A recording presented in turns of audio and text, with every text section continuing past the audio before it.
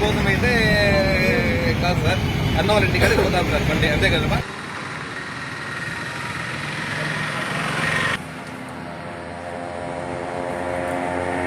Telugu Desam party విజయమి కర్మ కార్యక్రమంలో యువబాహునిలాగా జనాలు తరలిస్తుంటే దాన్ని తట్టుకోలేక ఈ ప్రభుత్వం చీకటి జీవోలను విడుదల చేస్తా ఉంది.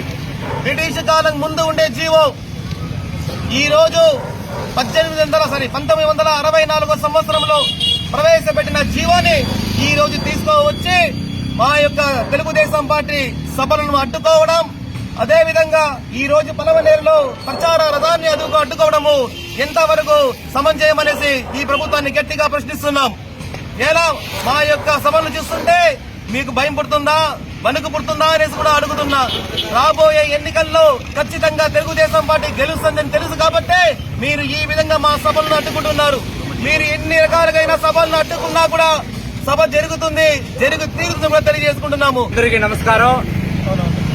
ఈరోజు మనము భారతదేశంలో ఉన్నామా లేకపోతే వేరే దేశంలో ఉన్నామని అర్థం కాని పరిస్థితిలో ఉన్నాం. ఈ ప్రభుత్వం వచ్చినప్పటి నుండి రాజ్యాంగాన్ని తుంగలో తొక్కి రాజారెడ్డి రాజ్యాంగాన్ని అమలు చేస్తా ఉంది. అయ్యా ముఖ్యమంత్రి గారు, మీకు వణుకు పుట్టిందని తెలియపరచడానికి వేరే దారి ఏదైనా చూసుకోకుండా ఈ విధంగా ప్రజాస్వామ్యం పైన, రాజ్యాంగం పైన దాడులు ఎంతవరకు సమంజసమనేసి సందర్భంగా అడుగుతున్నాం. అయ్యా ప్రతిపక్షాలకు హక్కు లేదా, ప్రజలకు హక్కు లేదా, బహిరంగంగా వాళ్ళు ఏం మాట్లాడకూడదా? అసలు మనం ఎక్కడున్నాం?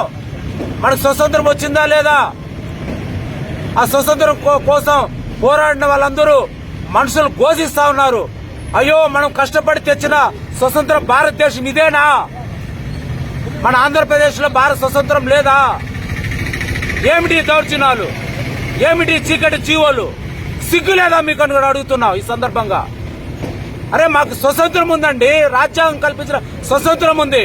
నువ్వు ఎప్పుడో అర్ధరాత్రిలో నువ్వు జీవోలు చేస్తే ఈ విధంగా జనాలు హింస పెట్టడం, ఈ విధంగా ఇబ్బంది పెట్టడం ఎంతవరకు సమంజసం? అంత వణుకెందుకు నీకు? నువ్వు అంటున్నావు కదా 175కి 75 మేము గెలుస్తామని. అంత హోప్ ఉన్నవాడు ఎందుకు ఈ విధంగా అడ్డుకుంటున్నావు? అంటే ప్రజాస్వామ్యం పైన నీకు నమ్మకం లేదా? ప్రజలు నేను ఎన్నుకోలేదా? కాబట్టి దయచేసి ఇప్పటికైనా బుద్ధి తెచ్చుకోండి. ఈ చీకటి జీవులను ఇప్పటికైనా రద్దు చేయండి, ప్రజాస్వామ్యాన్ని కాపాడండి. అధికారంలో ఉన్నాం కదా అని పోలీసులు మీకు అండగా ఉంటారనుకుంటున్నారా? అధికారం మీకు శాశ్వతం కాదు, పొద్దుపోయింది. ఇప్పటికైనా బుద్ధి తెచ్చుకోండి.